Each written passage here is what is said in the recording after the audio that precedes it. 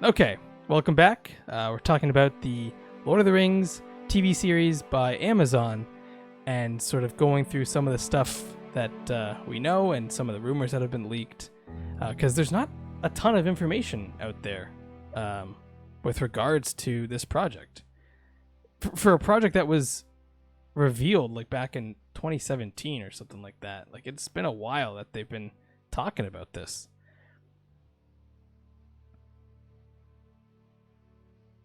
So let's just sort of start at the top here, at number 10, and we'll just sort of kind of give our thoughts on what this means for the TV show.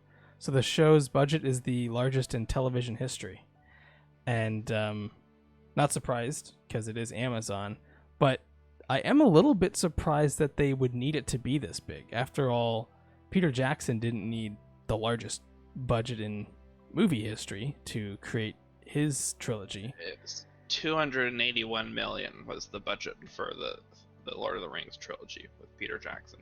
Yeah, so double that and you get one season of the Amazon show. Yep. So I guess 20 episodes. And if you, I don't know how many minutes are in each episode. But even at half an hour, you're looking at 10 hours of footage that is actually going to be shown to the audience, which is it's just over the length, or is it just over or just under the length of the trilogy if you watch it in a row. I think it's about that. So maybe the budget should have been comparable to that, but they're doubling it. I'm guessing they need a lot of set pieces that that they want to put the money in for. And Amazon is fine spending this kind of money on projects, which is great. I just hope that they don't rely on the visuals to do all the heavy lifting, because there's a lot of frustration sometimes with fan bases, because even if it looks beautiful, it still needs to feel like you're in Middle Earth. You can't just throw on a great set piece and then kind of mess around with it and expect people to still be in love with the show. So glad that they have the budget to do what they feel they need to do. But I just hope that the money does go to the right places and it's not all just used for impressive visuals. And in this article, they even mentioned that Disney spent around $100 million for The Mandalorian, so you can kind of see. Which was a lot. Which was less than the movies, the sequel trilogy, I think. Interesting. Yeah, I could. With that one, they also did that new technique, right? The sequel trilogy budget was $837 million for all three of those movies, I think. So, yeah, the Mandalorian did it on a shoestring compared to the way they funded the movies. Yeah, exactly. And then you get even to season 8 of Game of Thrones was $90 million. Now that was obviously a little while ago, and so this $100 million, I guess that's kind of on par with that a little bit with today. But as long as that money is used like in The Mandalorian, as long as the money goes to the correct places where you do need those impressive visuals, no problem. So I just hope that they stay on track with that. All right, let's go to number 9. The series will serve as a prequel to the main trilogy. I think we all knew this. I think anyone who's even heard that the show was coming kind of knows this, just because they do talk about it being set in a different age, and that it's not going to follow the original cast of heroes. And so I like that part about it. I don't think we're ready, as I always say, I don't think we're ready for a remake of those original trilogy. I think the Tolkien estate was resistant to them making a show of, the Lord of the Rings trilogy. They're worried about conflicting canon and things like that. Which is good. I'm glad someone is out there looking over and saying, hey, let's make sure all of this fits together, because we see other properties that don't have that same thing and have to retcon in their pieces to fit, and sometimes it doesn't fit. And some people enjoy that. They kind of think it's fun and is all good, but then there's other people who want their experience to feel continuous when you go from project to project, and you don't want to feel like it's a completely different universe or a completely different show that you're watching or whatever. But I think you're right. I wonder if Game of Thrones did have an impact on that, just because they did show what you can do through the small screen in telling these kind of stories, and you don't need to have it be done in 3 hours on the movie screen. You can tell a story consistently over the first season is going to be 20 episodes, so you can tell these stories in these small batches, and it can feel just as powerful as being on the big screen. But I think you're right. I mean, I heard this rumor that back in the day the Beatles wanted to make a movie and they wanted to star in it, and that was shut down. So like they have been turning down different groups, and I think Disney at one point wanted to purchase the rights to it, and they turned that down. I'm actually glad about that. I think it's nice that Tolkien had a disdain for Disney in his lifetime. I don't know if you've heard anything about that. I kind of figured that's where that came from. I thought I heard that, but I wasn't too sure. But yeah, I can see that, and I do like that. He and C.S. Lewis went to go see Snow White and the Seven Dwarfs together, and they hated it. They take their dwarves seriously. Oh yes. I can see them looking at that and saying, "That is not what Gimli looks like. No way."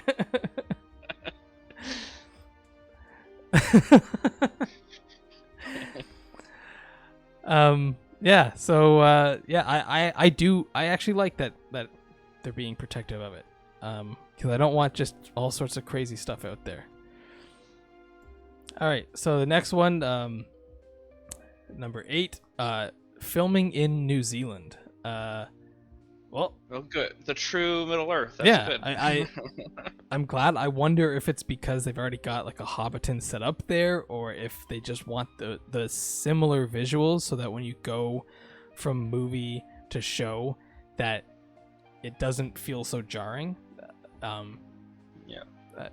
Hopefully that is the reason, that they are going to be using some of those backgrounds for real and not just all CGI.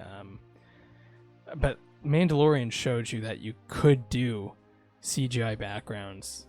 You don't have to go to Tunisia to film this. Yeah. But that was a very particular filming style, and I don't know if it.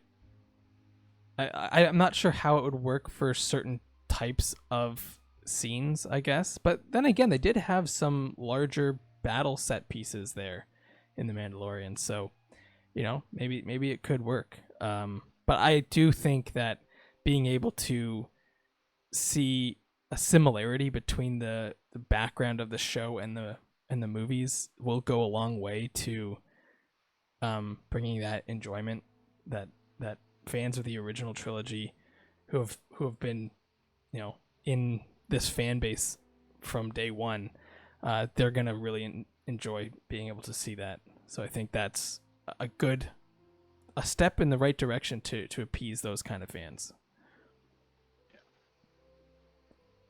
Let's see.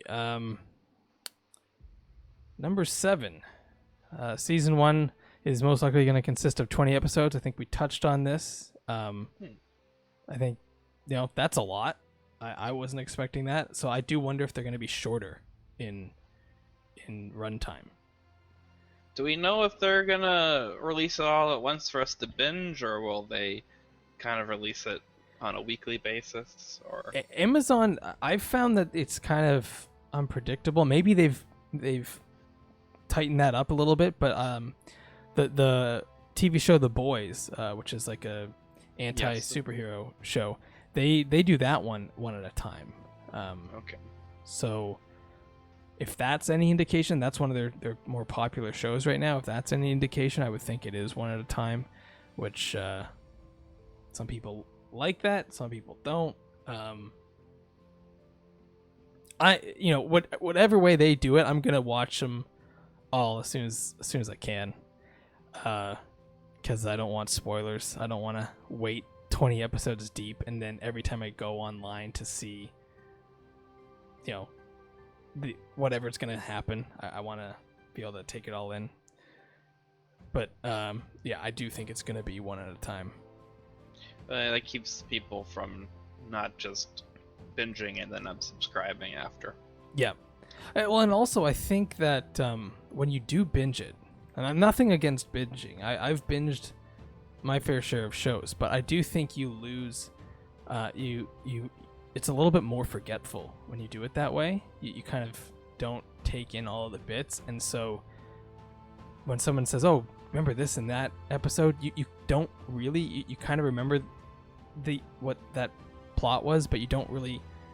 You have them all sort of mushed together in your head. At least that's what happens to me. So I don't know. A show like this, I'd probably watch multiple times, so that won't happen. But I can see that happening to some people when they binge, and I think that might be why a lot of these streaming services are trying out the releasing one at a time to see if that has an effect. Mm-hmm. I don't know. What about you? Do you ever get that way when you binge, or are you good? I can agree with what you're saying. Yeah, I'm just thinking of the things I've binged.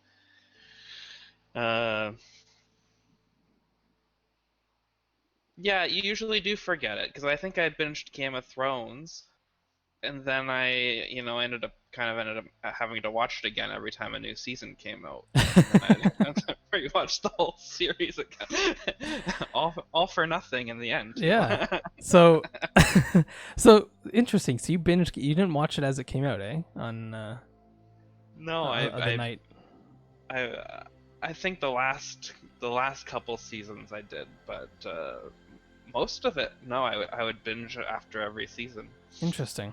Yeah. So so for me, even though they were released weekly or whatever. Yeah. Yeah, because I started on day one, I think, for that show, and the first few seasons I have great detail. A lot of those episodes and a lot of those plot points, and then as the show went on, I did watch it as it came out, but I started to get disinterested around the 5th season, and then I at that point would have to binge them to figure out what I was forgetting. And even now, I still can't, there are certain plot points in my head in those last few seasons where I would have to go back and watch because I don't know how they ended up there. I'm like, how did they get there? Because in my knowledge of it was all based on the first few seasons where time was a factor. It took months to cross the entire continent. You couldn't just go from one place to the other with a snap of your fingers. It took an entire season to get, back from Winterfell to get up to King's Landing and set that all up. So the show did kind of become a little bit more jumping around, and then that's when you really got to start paying attention, which is I think why also the original trilogy works for this, is that you follow these characters. Now they do split up, but you do follow these characters basically from the get-go, and there's not too much time jump. You're basically going with them all the way up until the end, and then seeing those 7 or 10 endings, however you count that, which I'm fine with, by the way. A show that epic needs that many, or a movie that epic needs that many endings. But yeah, so yeah, going on to number 6. Season 2 is already confirmed. I mean, I'm not really sure. This is not big surprise to me. Amazon is the one doing this, and they're the one releasing it. They're spending $500 million on the first season. You figured they're gonna stick it out at least for 2 to see if they can catch people. Yeah, so I'm not surprised. They did say that they want to hit 5 seasons, and I hope that they have an ending in mind. This is something. Oh God! I hope they've created a storyboard in advance. They're not just mad-libbing it. Yeah, like the problem with a lot of these shows is they're gonna get to a point like it in this show, or even the Mandalorian. I don't know if the Mandalorian doesn't really need one, right? Yes, you can kind of just keep going and him having adventures, but well, this was the problem with the Star Wars sequel trilogy. It was just mad-libbed. They made the first one, and then someone came along, made the second one, and someone's like, that one sucked, we're gonna do it again.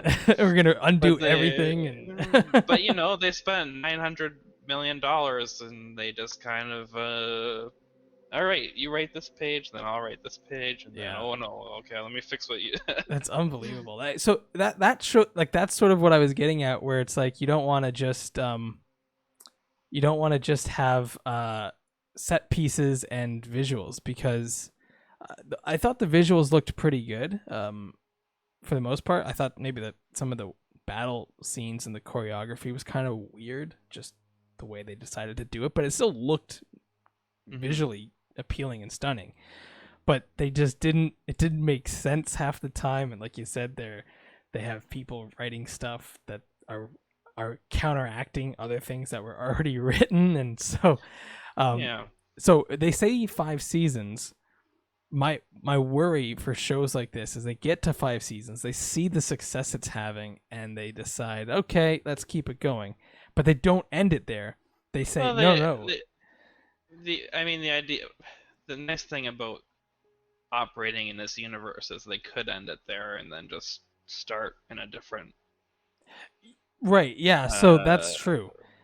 It's starting a different area with a different era, age, or a different location with different characters, and see, oh, what's going on over here? What's going on? Yeah, they could do it that way. And that's fine, but they have to end the story they're telling, the way that they want it to properly, and not just let it.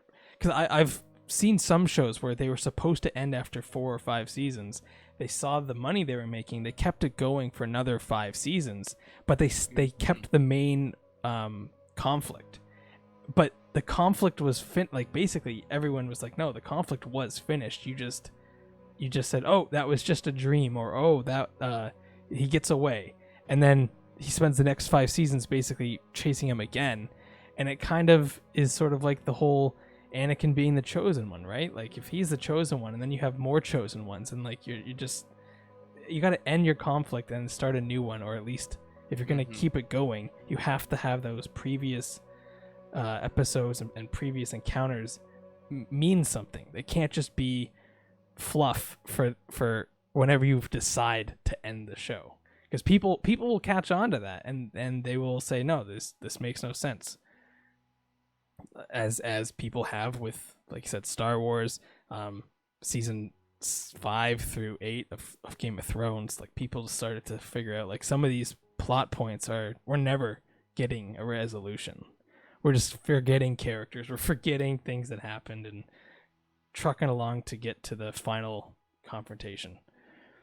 So that's my only concern with this, and it being Amazon Studios. Maybe they just decide, hey, we want to keep it going, but I don't know how much of the Tolkien estate has to say about that. Do they have veto power after 5 seasons to say, hey, no, you're done with the property? No idea. I'll have to look into that. All right, number 5. The cast looks promising. This is one I haven't actually looked into too much. So they talk about some of these people. I don't really know who they are. But Ian McKellen has said that he's willing to come back as Gandalf. So that's, exciting. But I don't know if they pick him because they are in a earlier age. Maybe they want a younger looking guy for Gandalf at that point. Although, he's a kind of like a timeless character. He can kind of look any age at any time. Like, it doesn't seem to matter because, he's magical. It doesn't need to sort of follow. And with all the visual, like digital de-aging process, they could make him look younger if they wanted to go that route. Yeah, so I think maybe that's an entire episode on its own, looking through the cast and seeing like who these people kind of resemble and where they kind of fit in a Lord of the Rings universe. And I don't even know what the main villains are going to be, because I don't think you have Uruk-hai at this point in Middle-earth. And I think you just sort of have those goblins and like those kind of like weird interbreeding things to create goblins. So that could be the main villain, and if that's the case, I hope they go the route that they did with the original trilogy and get some people in makeup and costume that just feels so much better during a battle or even just during a close-up scene. I think like some of those scenes that if you go back and watch that original trilogy and you get some of those close-ups on the Uruk-hai and the goblins, it looks great. It looks amazing. I think that if you could get back to that, that again, similar to going to the locations to have similar visuals, to have those similar makeup designs on some of the villains and some of the armor on the elves and men and dwarves and stuff. I think that goes a long way to helping the skeptics who are original trilogy purists, help them get into a show that is set in their favorite fantasy. Yeah. Do you know any of these people just by name? I don't really recognize their names myself. No, not off the top of my head. Who knows if I've seen them and just didn't know who they were, though. Yeah, like there's a whole section on the cast, so maybe we'll do a breakdown of that at some point. Because the next one, number 4, is also a cast thing. Tom Budge, I don't know who that is, but he was supposed to be in it, and I guess Amazon has decided to go in another direction with the character, he wrote on Instagram. So he's no longer in it, but I don't know who he is either, so I can't tell much about who he might have been playing or what. All right, number 3, the big controversy, and I might need to do a video of this either this week or next week. The series might contain some R-rated content.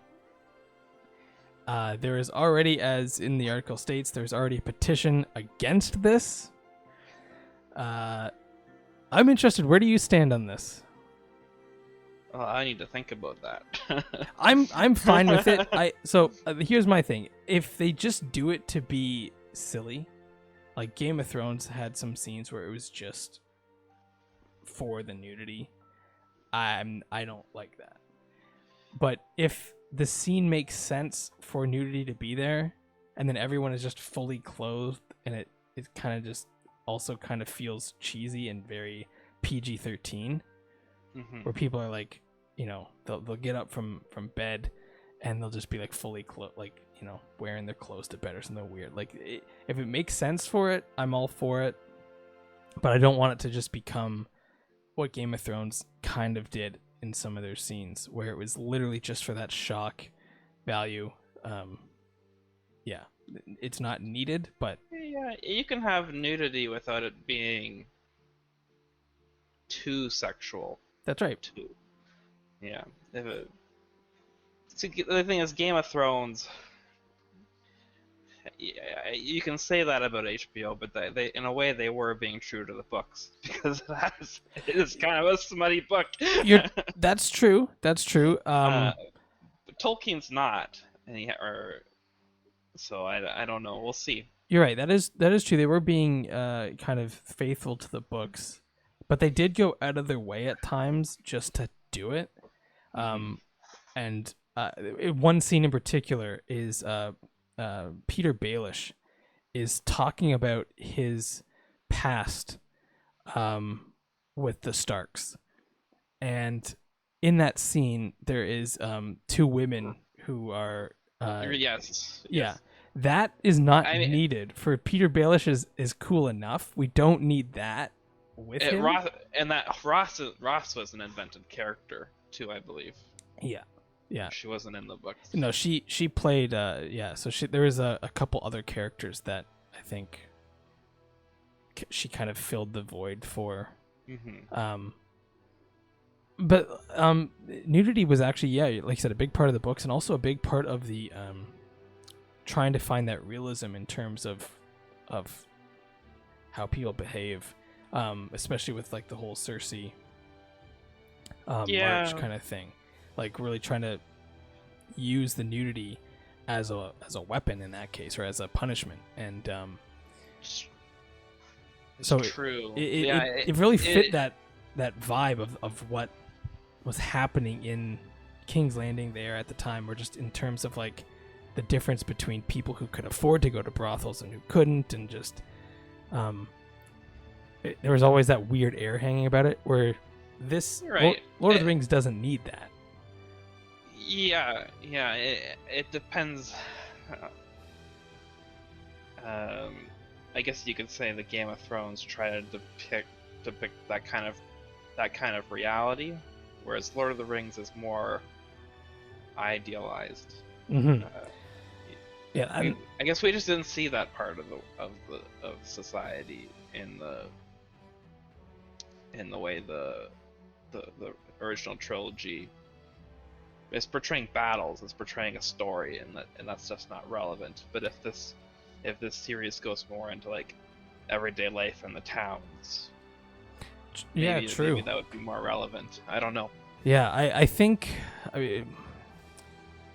so in terms of that reality, like it's I think Martin was almost being critical of fantasies like Lord of the Rings, in which you don't have any of those common people, and that's sort of a criticism of early historians as well, where all they focused on was the kings and the nobles and stuff, and you didn't get any information on what the day-to-day life is of a common person, or the average person.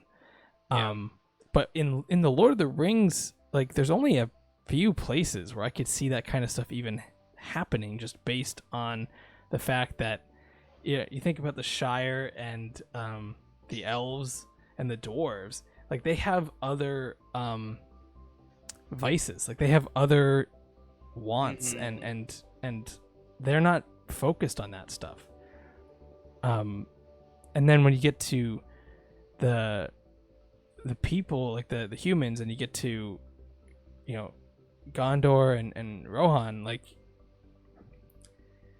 I don't know, those people kind of have they still have like those vices, or but yeah, potentially that's where they might have them, but they also, some of those guys, or at least depending on how they portray them, they are sort of still trying to live up to those like elvish sort of ways, trying to be very noble and stuff. So, and that's sort of one of the best things about Martin's writing, is that whole dichotomy of being a noble knight and doing some of the things that they do. We can't always have a knight like Aragorn or something where it's, noble to the end kind of thing. So it's going to be interesting if they have characters that have those kind of those kind of vices and those kind of problems in their own mind about what it means to be a knight or what it means to be noble, and how they handle their day-to-day life.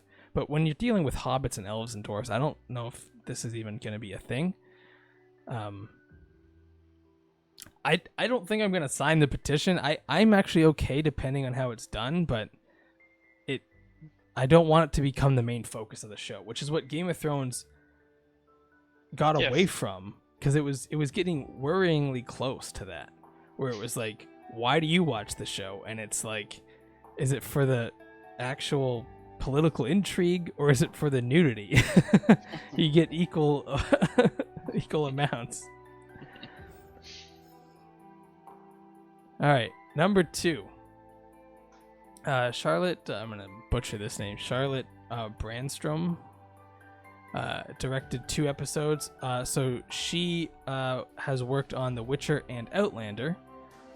Both are fantasy-like. In fact, The Witcher is the only fantasy show that's sort of carrying the torch from Game of Thrones, I think, that still has like that kind of grimy realism to an extent. I mean, Witcher has a lot more magic to it, but like that grimy realism in it. And The Witcher has like a really catchy song to it too. So,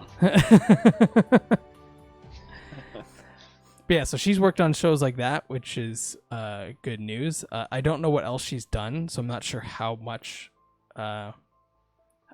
work she's had in the past in this sort of area. But Witcher and Outlander are basically right on the right path to what we're looking for. Yeah, I don't know. I'm trying to think of other projects that are similar in scope that you'd want those kind of directors and videographers and stuff to come from. Get those Soviet guys who made Soviet Lord of the Rings. We'll have to do a comparison to see which is better. Which is more true to the to the Middle Earth. All right. And last and definitely not least, Peter Jackson is not involved with this project. I'm not surprised. I'm sad, but I'm not surprised. I kind of think he's done, right? Like, I think he's done all of it. He's done The Hobbit and the Lord of the Rings trilogy, and he's put his mark on this property. I don't think he needs to keep going. Yeah. Well, I'd like to see him do some cameos, like Sure. he did in all his movies. Sure, I'm fine with cameos. I don't think so. You don't think cameos detract from the experience? No. Okay, No, I don't fun. either. It's fun. It's Easter egg. It's Easter. Now, I will say that cameos of famous celebrities. Oh, that's different. Yeah. Yeah. Because I'm thinking of like Ed Sheeran and Game of Thrones. All right, so that kind of cameo I'm not too fond of, because like he was the main guy in the scene. Like the focus was, this is Ed Sheeran. He's gonna sing you a song in the world of Game of Thrones while sitting around a campfire. I don't want Peter Jackson to do that, but if he's just in the scene and upon rewatching, or even if you spot him right away, but upon rewatching you see it, you're right. I think it's kind of fun. I think it's fun in the original trilogy. You can Because have a cameo where Peter Jackson plays a character, and then he breaks his toe.